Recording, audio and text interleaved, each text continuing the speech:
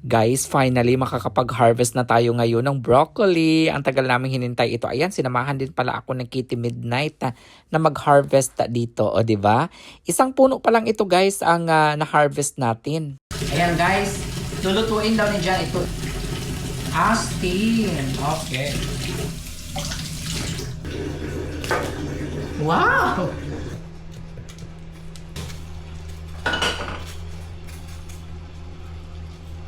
I'm gonna cook this first kasi lulutuin na daw ni Jan yung na-harvest natin na broccoli.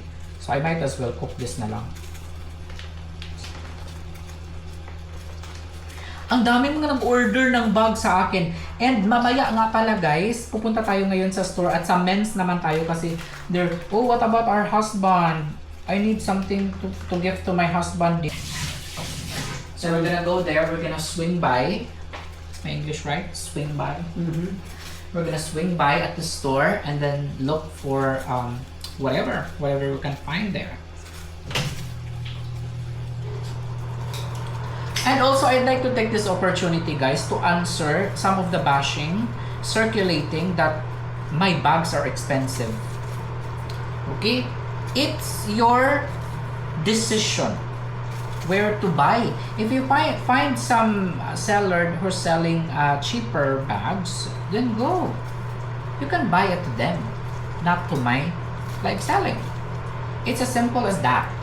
Okay? Kasi ang nangyayari kasi sa inyo guys is binabash nyo ako kasi mahal ang ano ko.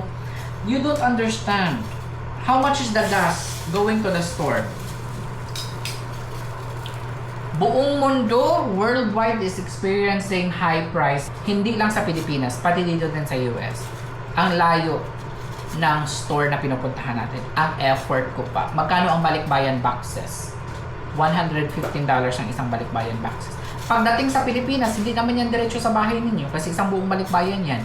Isusort pa yan. Babayaran ko pa kung sino yung mag-ship niyan sa Pilipinas sa mga box. Kaya, nakalimutan ko tuloy mag-timer.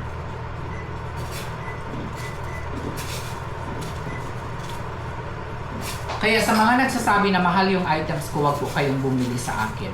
As simple as that.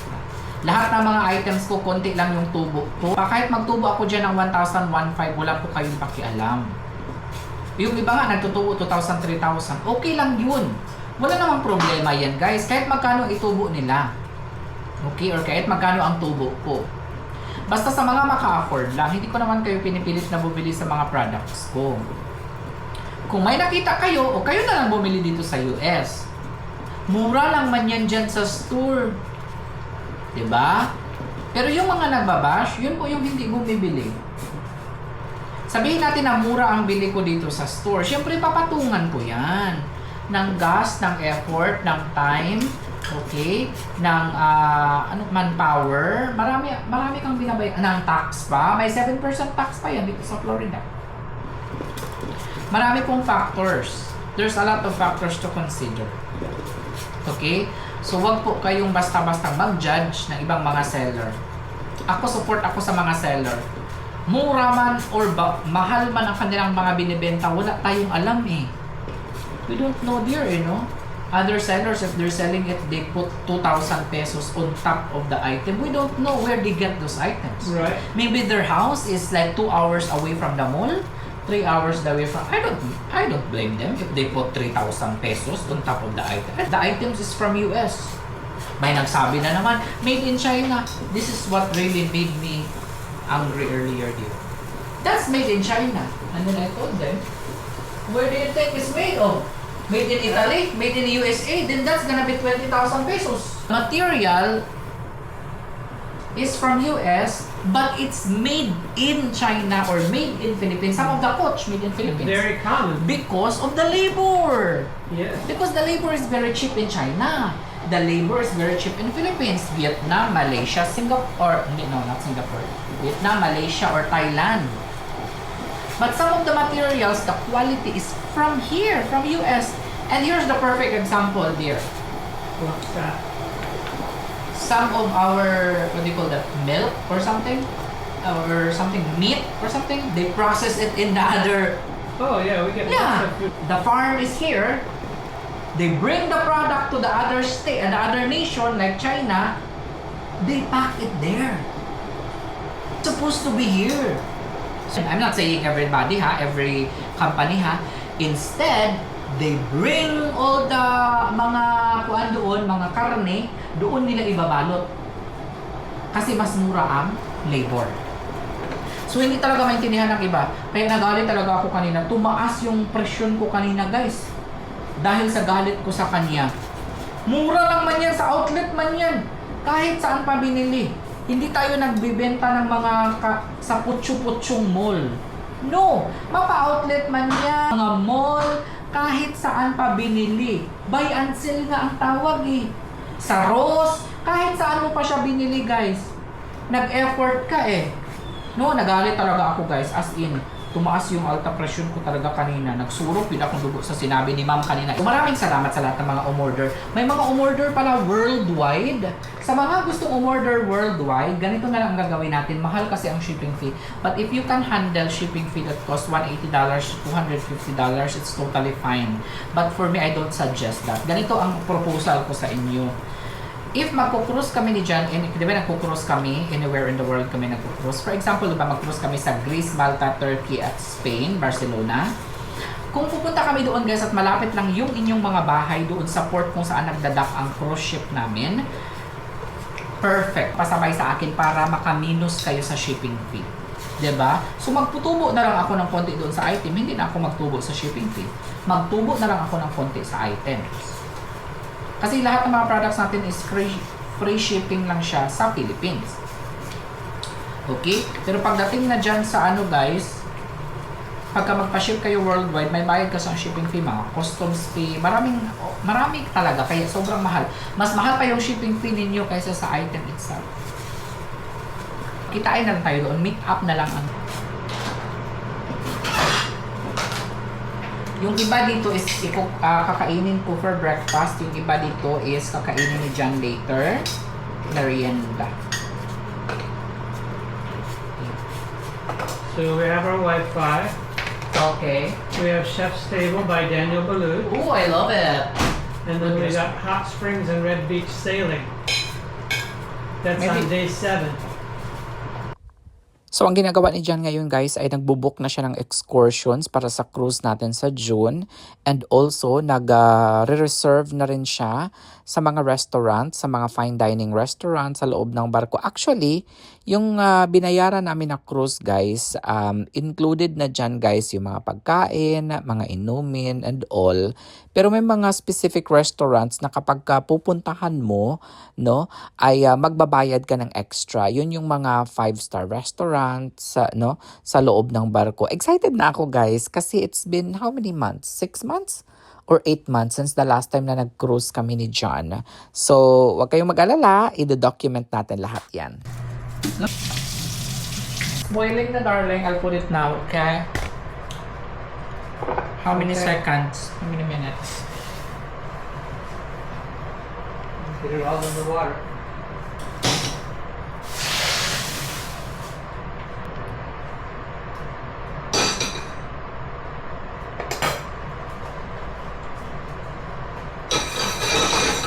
Ayan na ang ating broccoli from the garden. Straight from the garden.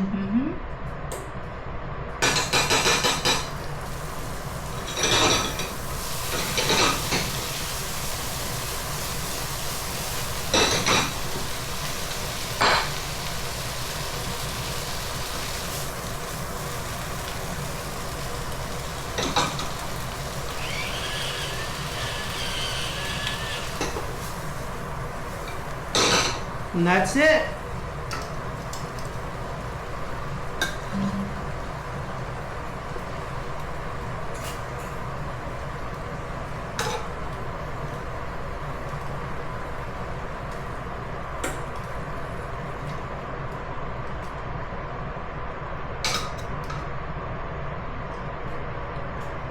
Ready to serve. Thank you.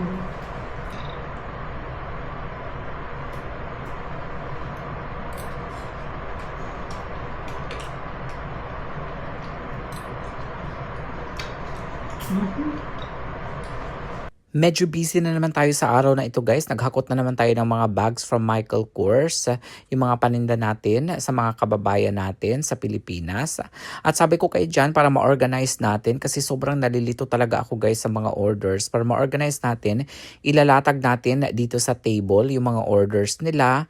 No? And then sakto naman na meron tayong mga 3 table na extra dito. Lalagyan lang natin sila ng mga mantel. Itong plastic na mantel guys para hindi sila madumihan ba.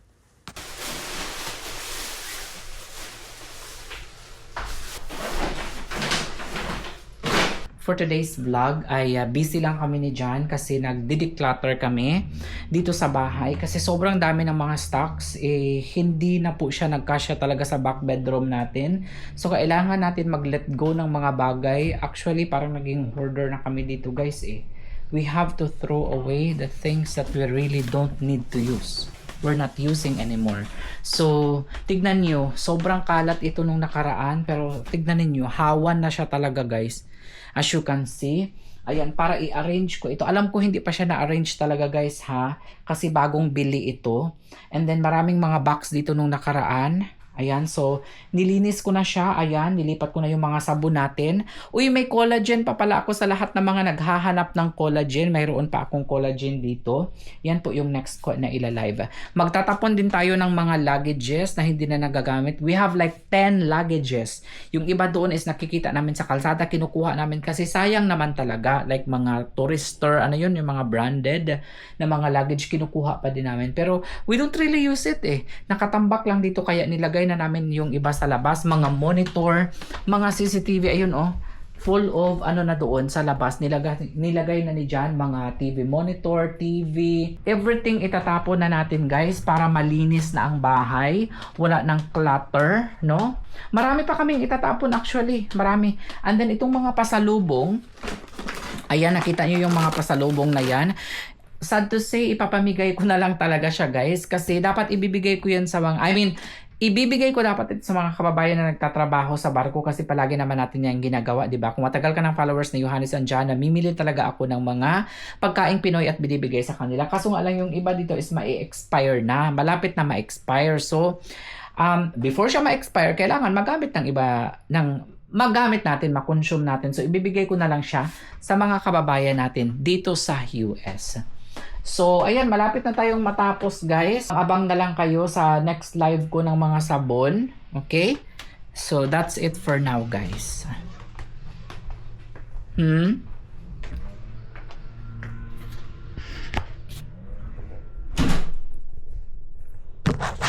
Hi, guys. Sobrang gulo na ng bahay natin ngayon. Actually, wala pa kami sa kalagitnaan ni Jan dito sa ginagawa namin. Ang ginagawa namin ngayon, nagsosort na kami ng mga orders. And as you can see, very makalat pa rin dito. Ayan. Last time kasi ang pagkakamali ko guys is hindi ko siya naayos, hindi ko nalagyan ng pangalan. Parang hindi organized ang paggawa ko. This time, nagkamali ako noon and na-learn ko na yung lesson ko. Kaya ang ginagawa ko, double check ako ngayon. Nagpapasalamat ako na tinutulungan ako na Jan. Actually, may trabaho pa yan si Jan guys, no? Pero, nag-effort din talaga siya na para tulungan ako dito. And naghahanap din pala ako ng makakasama ko dito sa Amerika na tutulong sa akin sa pag-sort nito guys. 'Di ba pag may delivery ako, no, 'di ba mangumpra ako, tapos pagdating dito ng mga stocks, hahabwain ko pa yan and then ilalagay ko sa wall. Tignan niyo yung wall ngayon. Hindi pa nga siya maayos masyado yung wall natin guys Ang dami nang ginawa ko dito kanina sa kwarto guys. Ayan, hindi na nga nagamit itong kwarto natin kasi puro na lang siya bodega.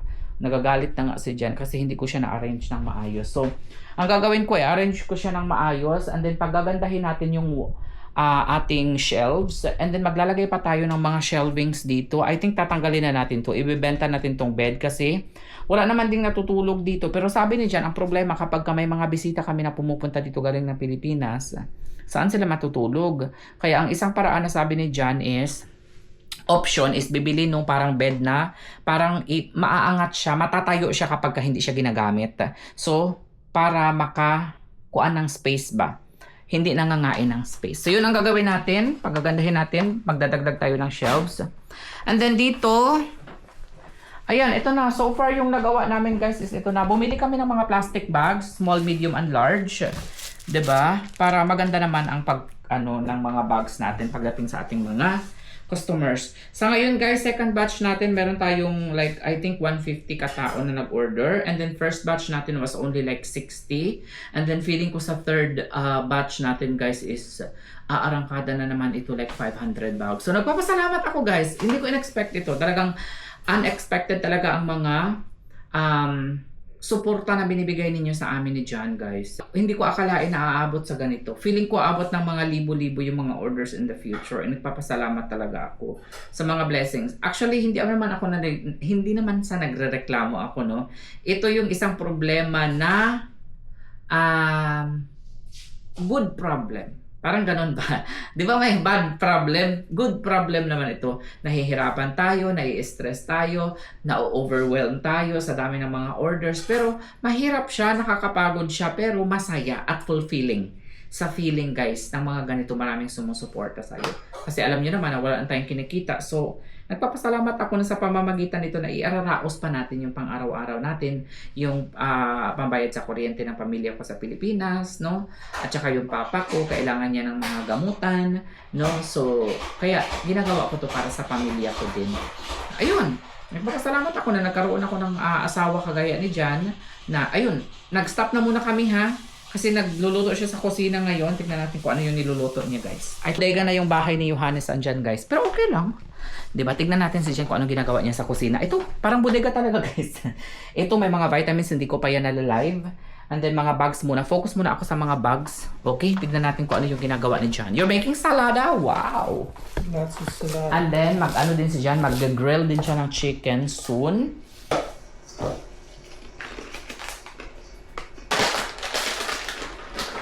Feta. That's feta. Feta. More payment. So habang nagluluto si Jan guys, ako naman nagtitake ng mga orders ng mga bags and then nag-a-accept ng mga payments. Next, I'm gonna make marinated chicken breast that I'll grill. It's really yummy. I'm gonna zest 1 lemon.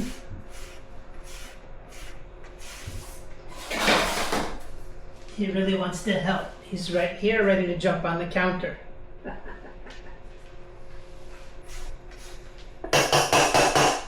Like that.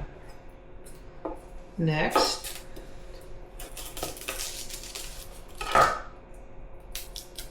One clove of garlic.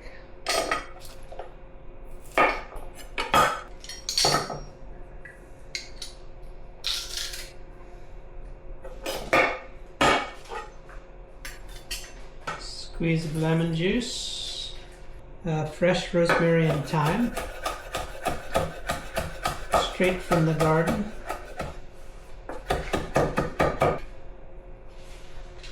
It smells so good.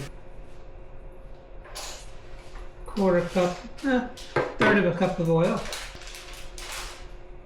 because I only have 2 chicken breasts there. A little bit of salt. Don't need a lot because I'm going to salt and pepper the chicken. Also, onion powder.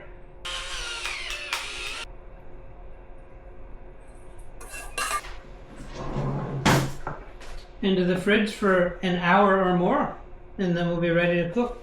And kitty midnight will be ready to eat, won't you? Hungry kitty with the big belly. Woo! Next, I'm going to make some scampi butter, but I'm going to do it a little different. I'm going to put lemon zest into it as well. I'm going to come over here. I like to have everything room temperature. So I don't know how many cloves of garlic that is. That's like 1.5 bulbs. I think I spent like 20 minutes peeling it yesterday. 3 pounds of butter. And wine. And mustard and Worcestershire sauce. Not forget the Cholula.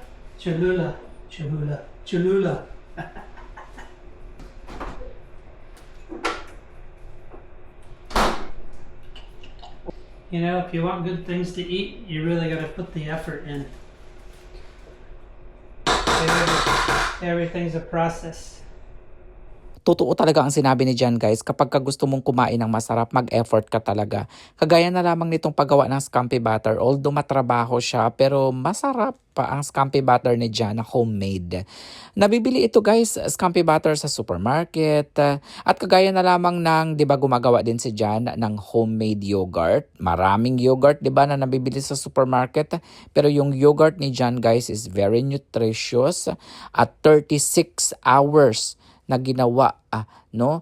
Effort talaga si Jan. And then also, minsan gumagawa din yan siya. Maraming mga ginagawa si Jan na homemade. Kasi ang thinking talaga ni Jan guys, di bali ng mahirap, no? Or mahal, no? Basta alam niya kung paano ginawa, no? Nakakasiguro siya na quality at masarap pa.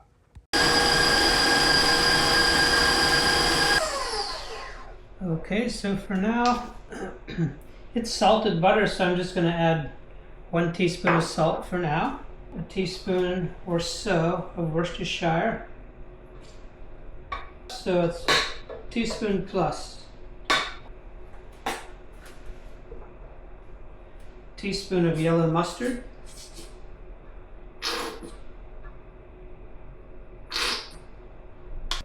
I'm not going to measure, but teaspoon of Cholula. Put the garlic in.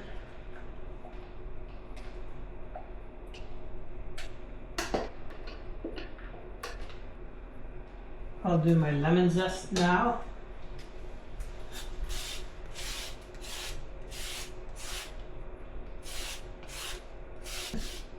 So once I've already got the yellow, I move on.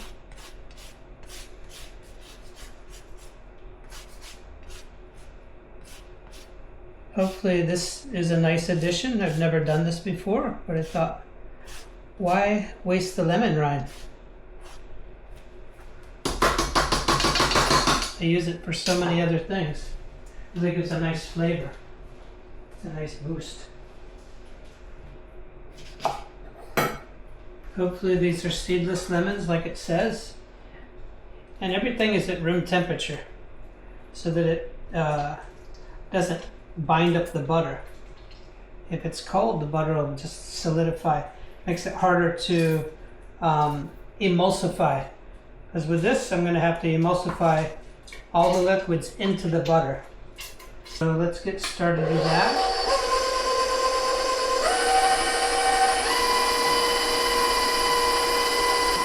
Three-quarters of a cup of white wine.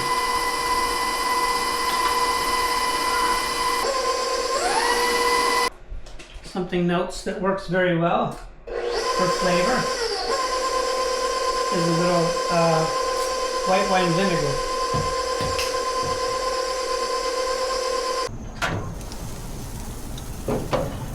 In about 5 minutes, time to give them a turn over.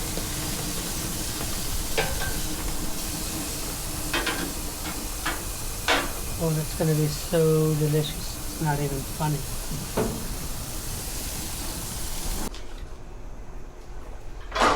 So in the meantime, while the chicken cooks, I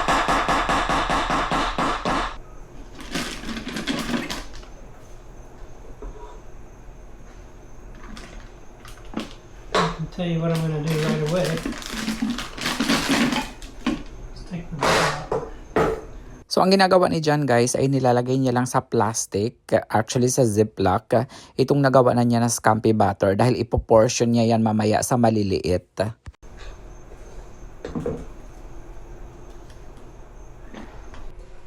So instead of having to make little slices and rewrap it with plastic,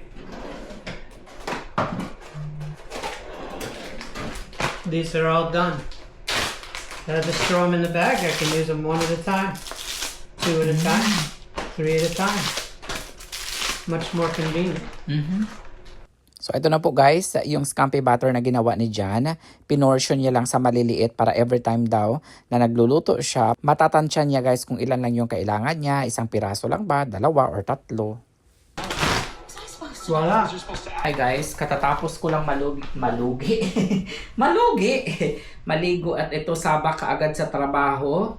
Bago tayo mag-start, on mo na lahat ng gadgets natin. Ganyan talaga guys, mandatory talaga yan siya. No? So ito na naman yung napamili natin. Sabi ko pa naman kanina, bibili lang ako ng mga bags na nabudol talaga ako ng manager kanina guys. Sabi ko, isang klase na bags lang ang bibilhin ko. Pero tignan ninyo. Ang dami na naman ang napamili ni Johannes, no? Kasi naka-sale siya eh. So ito, tapos na ito guys, 1, 2, 3, 4, 5. Meron pa sa ibang ilalim na box. Tapos na natin yan, na-sort na natin yan. Ito na naman, nabudol na naman tayo guys. Ayan, sobrang dami ito.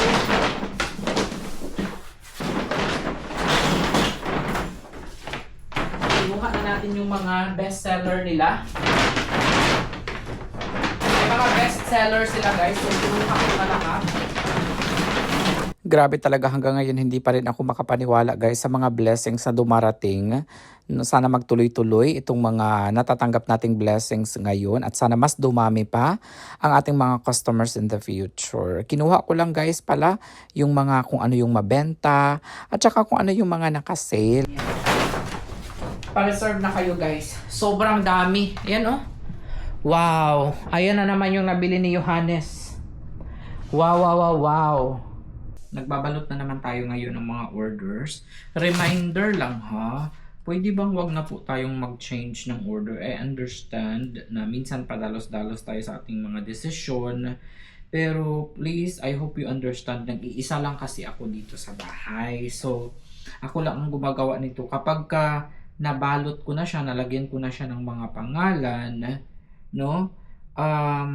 Anong tawag dito? Wag na po natin siyang palitan kasi sobrang hirap talaga. Sa totoo lang guys, no? Nahirapan talaga ako. Kasi ipa-plastic natin tapos lalagyan natin ng mga pangalan. Ayan, so please, wag po tayong palit ng basta-basta. Kung gusto po ninyo, pag-isipan muna ninyong mabuti kung anong color ang gusto ninyo, anong size ang gusto ninyo. Kasi mahirap talaga siya guys. Kasi hindi ko talaga to kayang mag-isa. Tapos minsan pa yung mga plastic, ang hirap pa niyang ikuan.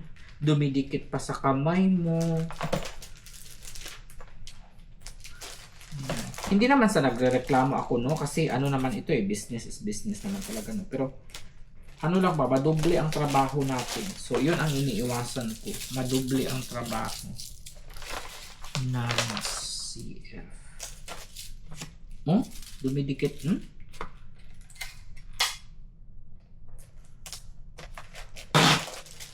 Meron ako ditong red orange sis na bifold. Ganito po siya. Ayan po yung isang style.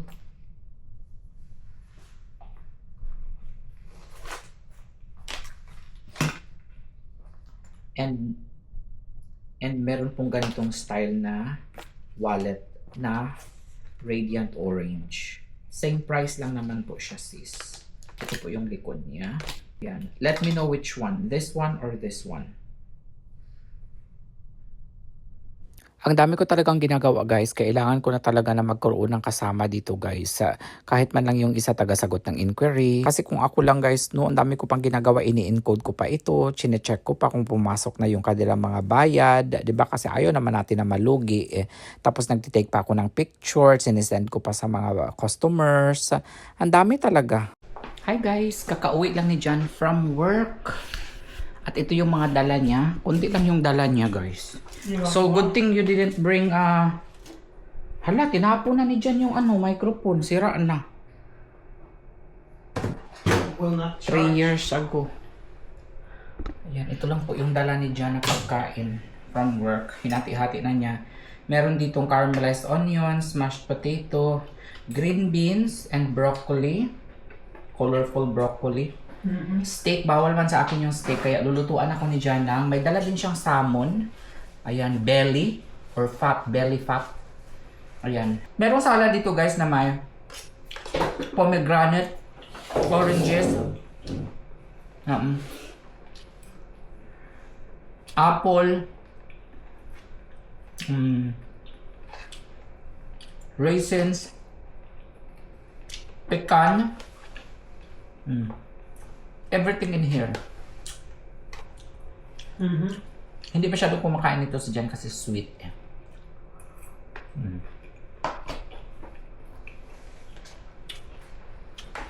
Gusto ko talaga, maybe one day, magluto tayo nito. Smashed potato. So basically, it's baby potatoes. You boil it. Yeah. And then you smash it and then you fry it. It's very delicious.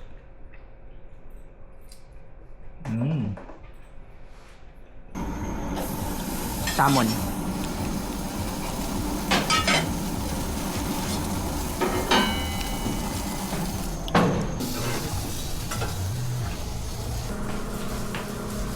Sizzling hot. Sizzling, wow! Just like in the restaurant. Sizzling plate. Kain tayo, guys. Hindi niyo ako makita ata na kumakain.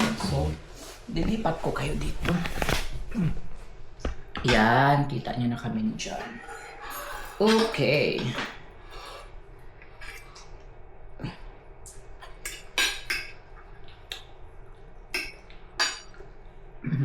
Sarap. Hey guys, good afternoon. Currently, it's 2 o'clock. Actually, past 2 o'clock. Katatapos ko lang mag-reply sa mga messages ninyo. Grabe, it's overwhelming talaga. I get tons of messages, orders from all over the world. I'm very overwhelmed by the number of orders.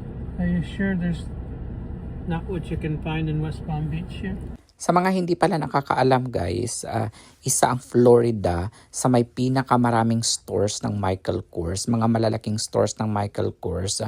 Nasa Lake Worth kasi kami nakatira, so malapit kami sa West Palm Beach na store. Kaso nga lang, limited lang kasi yung kanilang options doon. May isa kaming pinupuntahan guys na Michael Kors store, yung papunta naman sa Miami. So halos nasa 45 minutes to 1 hour naman ang biyahe galing sa amin. Pero okay lang, worth it naman. Kasi maraming options, mga new style at new design ang mga display nila doon. And I've learned also na iba-ibang stores, iba-iba pala yung mga design ng mga Michael Kors. Dito sa amin banda guys, parang nauuna palagi dito sa may mga design pag may mga bago silang labas, new arrival, ganyan, nauuna dito sa store na ito. Sa totoo lang guys, dream come true talaga itong business ko. Alam nyo, nag-pray naman ako sa Panginoon na sana magkaroon lang ako ng 5 or 10 orders. Pero ang binigay sa akin, daan-daan. Alam nyo dati, sabi ko sana magkaroon ako ng maraming orders, pero ngayon parang sumusuko na rin ako guys ba. Kasi sobrang dami at ako lang mag-isa. Lahat sa pagtitake ng order, no, sa pag-i-encode at hindi pa ako masyadong marunong sa computer. Siguro kung titignan ng iba, napakadali lang ng ginagawa namin. Magsha-shopping lang, ganun, okay na. Marami pa pong factors after ng mag-shopping, mamimili ka pa ng design, tapos ipopost mo pa, iisipan mo pa kung ano yung ipopost mo, hindi lang man basta-bastang picture yan at ipost mo. Pagkatapos niyan, madaming mga inquiries, ako lang din ang sumasagot. And then pagkatapos niyan guys, pag may mga order na sila, isi-separate mo. And then minsan nagpapalit pa sila ng mga orders nila. Kaya sinasabihan ko sila guys na once nakapag-order na sila, dapat decided na talaga sila kung ano yung kukunin nila. Kasi mahirap din sa part ng mga seller na naka-order na sila, no, tapos na-pack na po natin, nalagyan na ng label, tapos papalitan nila, sisirain na naman natin yung plastic. Kasi binibili din po namin yung plastic guys. So ayun, naiintindihan naman ng ibang mga customers. Alam nyo, excited na talaga ako sa future guys. Like parang nakikinita ako na magkakaroon kami ng malalaking warehouse na punong-puno ng mga designer bags or mga luxury bags or mga authentic bags, no? And then magla-live selling tayo sa either TikTok or sa Facebook or dito sa YouTube in the future.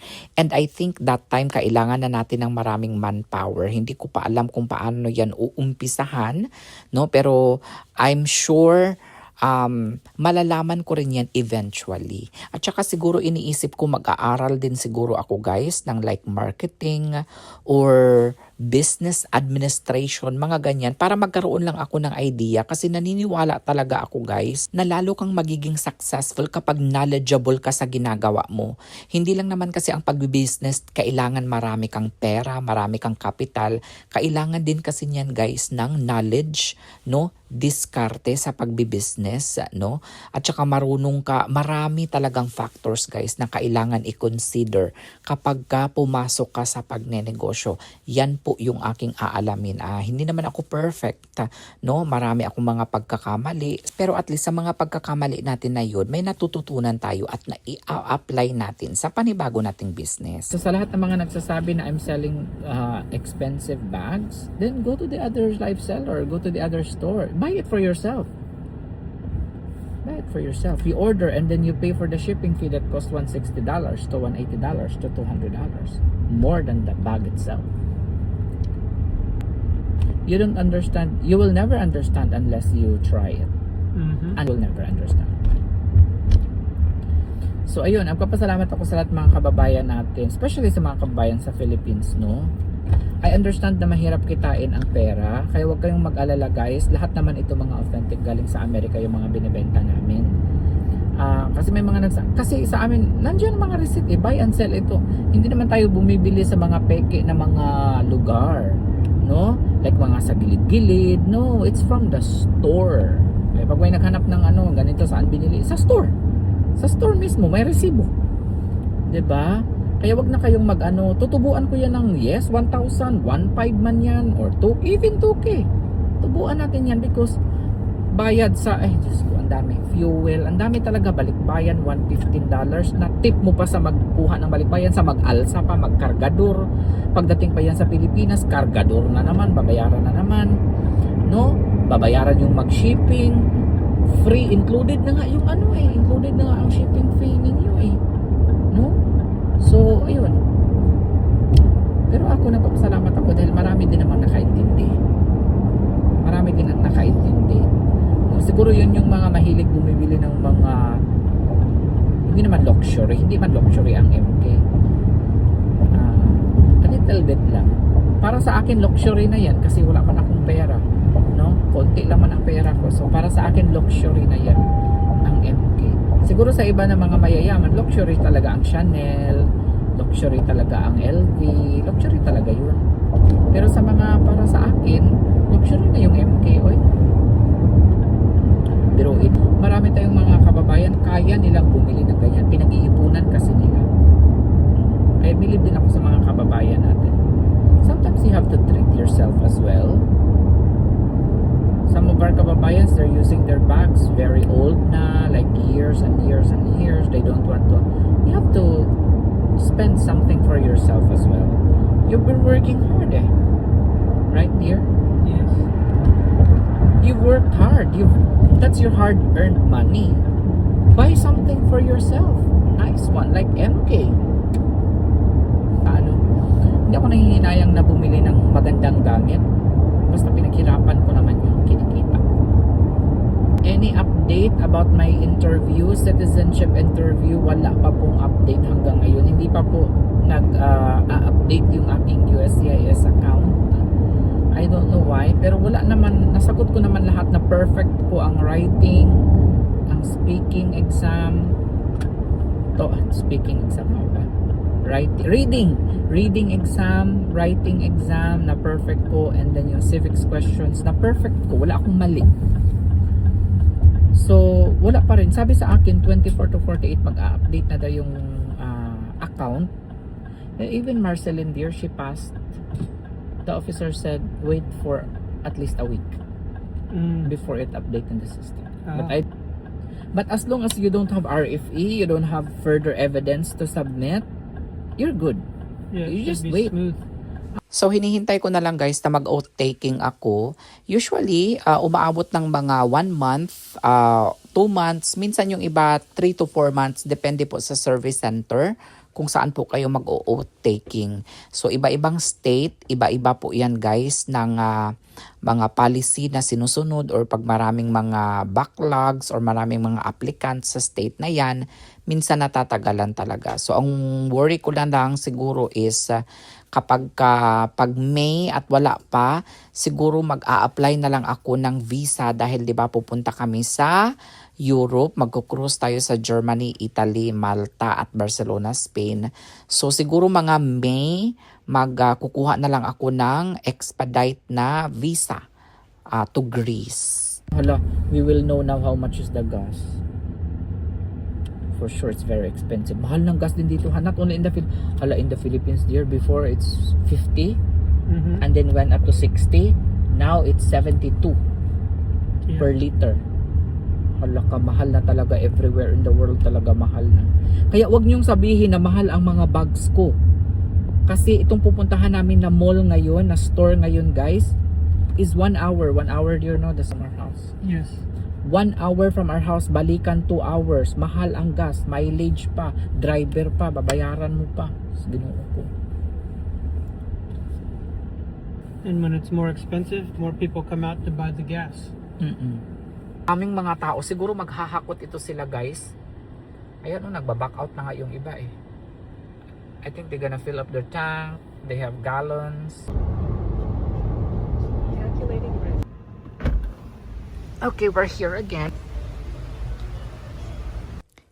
Every time na nagsha-shopping kami guys, dito sa Michael Kors, ganito talaga palagi ang eksena. Nagdadala na nga kami guys ng malaking cart. Actually, binili namin ito para mailagay namin dito, isahang hakot na lang ba. At palaging mahahaba ang resibo natin dito guys. Ayan, maraming salamat talaga sa inyong pagmamahal at suporta. Kakain muna kami dito guys. Kinuha lang ni Jan yung alcohol. Hihintayin ko lang siya dito. Wala tayong reservation ngayon. So hopefully. Ay, grabe, nakakapagod.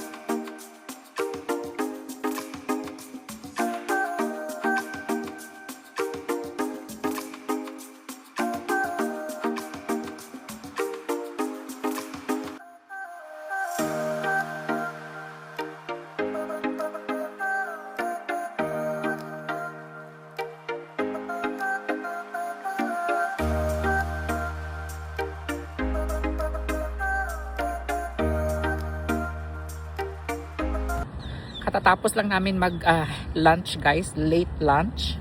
And there's a problem. Buti, it's not really a problem.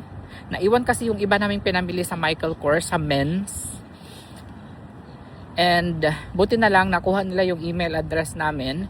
So papunta na kami ngayon doon para i-pick up. Buti na lang nandito pa kami sa area. Malayo ito eh, 1 hour ito eh. How much was it? 997. Would you order it again? I love it.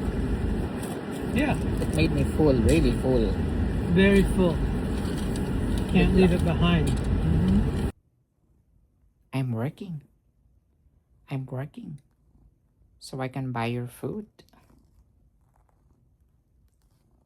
Pinapatulog na yan namin sila dito guys sa loob ng bahay. Kaso nga lang, Ang problema kasi dito guys, sa mga pusa namin, si Midnight ito ha, yung Gracie Province ang pangalan. Ano, ginigising nila kami like 3 a.m. no? Or 4 a.m. Kaya, minsan, doon na lang sila sa labas namin pinapatulog. Meron man din silang bahay doon sa labas. Kasi naaantala, na didisturbo yung pagtulog namin. No? Pero ang sweet ng mga pusa guys. As in, behave lang sila. Hi! I'm making vlogs right now. I'm making vlogs right now so I can buy your food. He doesn't want to eat the dry food. Si Province, dry food yung sa kanya, yung chicken and something, meat.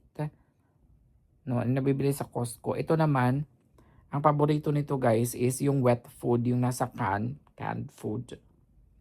'Di ba? Your favorite canned food? Say hi to the vlog. Say hi to the vlog. Ang dami ko pang gagawin ngayon guys. Nag-i-edit ako ngayon no, pero ang isip ko nandun sa mga inquiry ng mga customers ko sa bags ko. Kung makakatulong na itong mga pusa, no, naku, pinatulong ko na ito sila para magkaroon ng silbi ba.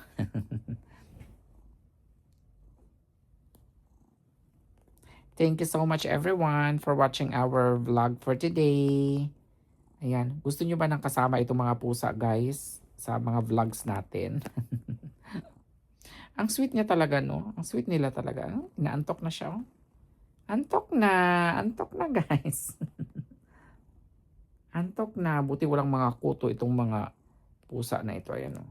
Yung piyong na pirok-pirok ng mata. Si Midnight ay si Province. Gikuto yun siya. Pero nilagyan namin ng something na pangpatanggal ng kuto. Ito din nilagyan din namin. Tulog na. Tulog na siya.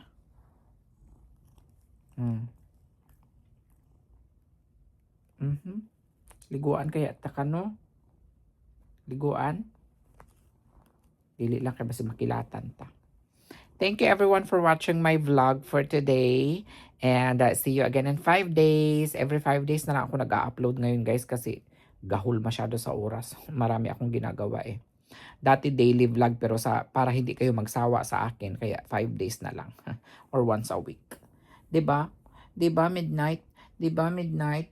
Say bye-bye to them. Bye-bye. See you again next time. Bye-bye.